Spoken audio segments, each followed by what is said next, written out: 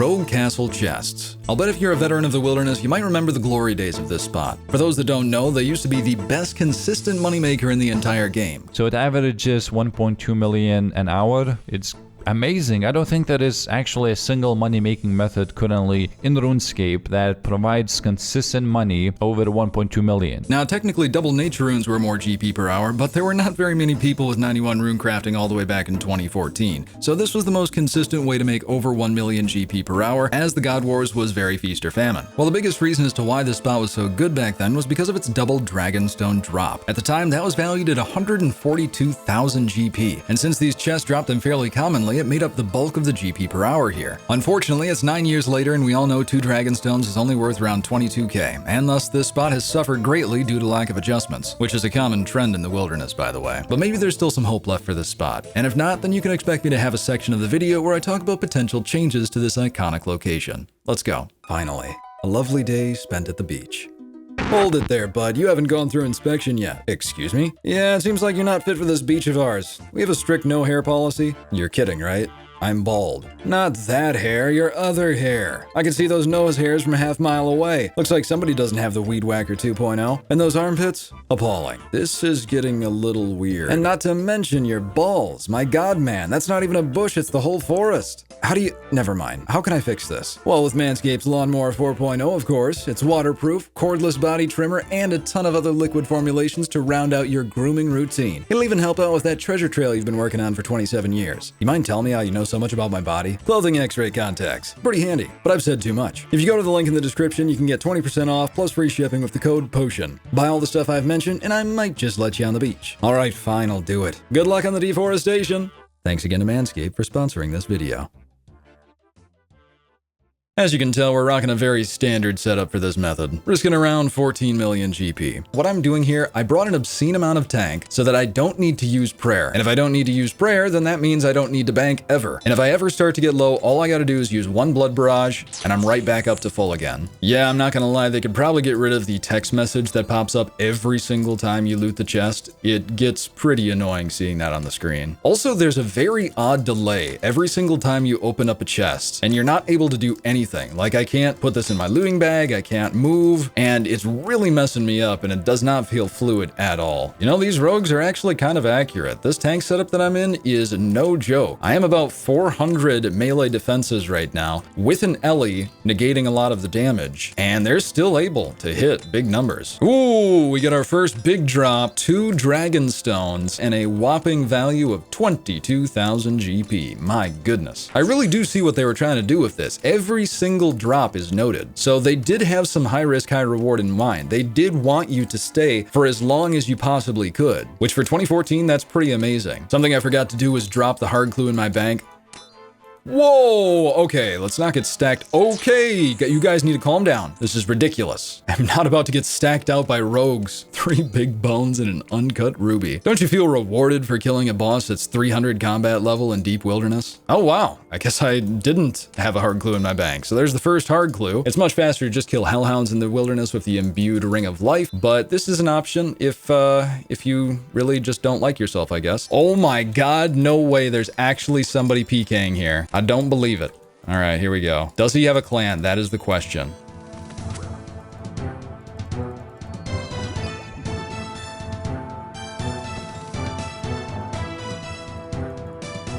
Man, this guy's good. Ah, we got it though. Thank goodness he didn't have a team. If there's a solo PKer doing something like that, it's really easy to get away, honestly. But if it's a team, then I'm almost guaranteed dead. In fact, I thought I was guaranteed dead the second that he hit me.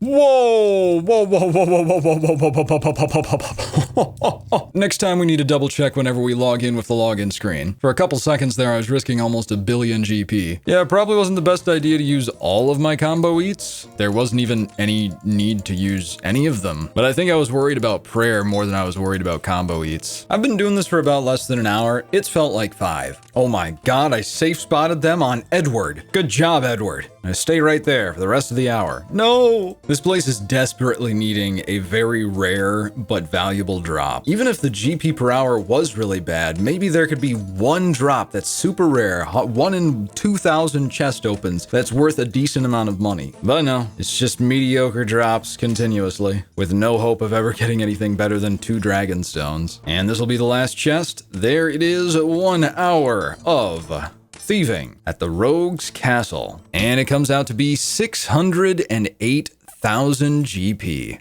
Okay, that was painful. Not gonna lie, I enjoyed making rune axes at the resource area much more than this. As I stated previously, the stall mechanics on these chests make them almost unbearable to do. I kept thinking I'd put loot in my looting bag, but it didn't go through because of the stall. So let's get into the changes. Now, I'm not going to just improve the XP and GP and call it a day. I have a few ideas that might actually make this area fun. First, I want to talk about the rogues and the castle itself. The number of spawns for these guys should be increased, and their respawn timer should be reduced. Additionally, they should have a few worthwhile drops such as dragon daggers, rune daggers, and 10k coin drops, since they are thieves. This would make the spot very desirable for a Wildy Slayer bursting task, or just for bursting in general for magic XP. Anyways, onto the thieving method. There are 3 tiers of chests in and outside of the castle. The first tier of chests could be opened by players with 32 thieving. The second tier could be opened at 65 thieving, and the third tier you can start opening at 87 thieving. The XP rate and GP per hour of these chests would increase with each tier. I'm not going to give exact numbers for the XP and GP, but the absolute minimum XP per hour for the tier 3 chests should be 260k. The reason for this is because Arty Knights are around this XP rate at the same level, as well as a few other methods. And with those methods, you're never interrupted. So ideally, the XP rate should be slightly higher than these safe methods, because once we factor in PKers, the XP rate drops significantly. Now the mechanics. First of all, this might be obvious, but bring a lockpick. Each tier would have around 5 chests that can be open. However, there's only one chest that has any loot inside of it. The correct chest will have a purple glow surrounding it. Upon clicking the chest, you're presented with this interface, showing you the inside of a lock. As you can see, one of the pins is highlighted red because that is the binding pin. When the pin is properly set, it will highlight green and the next binding pin will highlight red. After setting all the pins, you'll hear a click and the chest will open. The process should take about 10 seconds once you get good at it. I understand there will be a RuneLite plugin for this within the first week, but I still think it's a pretty neat concept. After opening the chest, your character will rummage through it, periodically gaining XP and loot. Think about the Guardians of the Rift reward golem as to how this would look. After 1 minute of time has passed, the loot chest will randomly pick one of the 5 chests again, meaning that it would be possible for you to get the same chest multiple times in a row. If this happens, then you will not need to repick the lock, and you'll have an extra minute of AFK thieving XP. Something you can receive from the chest would be an untradeable item called a golden lockpick. This stackable lockpick can be used on the golden chest at the top of the castle. This golden chest has 5 layers of locks to it, so if you were to use 1 lockpick on it, you crack the first lock and get a decent reward in resupply. If you use 5 lockpicks and crack all 5 locks in one go, you receive a massive loot drop as well as a massive XP drop. The golden lockpicks would serve as a nice risk versus reward mechanic, as you need to stay at the castle for a decent amount of time before you can accumulate 5 of them. Golden lockpicks would disintegrate if you're to leave the castle grounds. And now it's time for the rewards. A reminder to everyone that these rewards would only have use inside of the wilderness. The Rogue's Medallion. This medallion is the only unique that comes specifically from the golden chest, and can only be received if all 5 locks have been picked. After being charged with 100,000 coins, it will give you the location to one of 10 new chests that have been placed in the wilderness. After traversing the Wildy and opening this chest, you'll be rewarded with around 20,000 thieving XP and roughly 2 to 3 million GP in loot. After the chest has been opened, the medallion needs to recharge. The amount of time that it takes to recharge is based on your wilderness diaries. So if you have no diaries, it's a 20-hour timer, easy diaries 10-hour, medium 5-hour, hard 3-hour, and the elite would be a 2-hour timer. Furthermore, the medallion can only recharge while actively inside of the wilderness. You can basically think of this as a wilderness farm run. Finally, we have rogue flasks. This consumable item would drop fairly commonly from the standard chests in quantities of 20. These flasks would be a very desirable alternative to combat potions for everyone in Wildy, as it would combine the effects of super combat, ranging potion, magic potion, and stamina pots. Additionally, the flasks would be 6 doses. I'm aiming to accomplish a few things with these flasks. The first thing is to lower supply costs while doing wilderness content. This is similar to the purpose of blighted items. The only time you should be losing significant money in Wildy is if you die. Having a cheap all-around combat pot would also help out people that are wishing to get into PKing, as at the start, the bulk of your losses come from supplies and not gear. And finally, it's to make PKing and anti-PKing a little more enjoyable, since currently every time you brew, you need to super restore, then combat pot, then ranging pot. Now, I'm not expecting all of this to come to the game. I'm not even expecting any of it to come to the game, but I do know that a couple of JMods are looking at possibly touching up areas like this in the wild, so I thought I'd give my input. At the end of the day, I just want to make wilderness more exciting and thought-provoking. That's why I'm always coming up with ideas like this, and I like sharing those ideas. So thanks for listening. Speaking of thought-provoking, I want to do a test.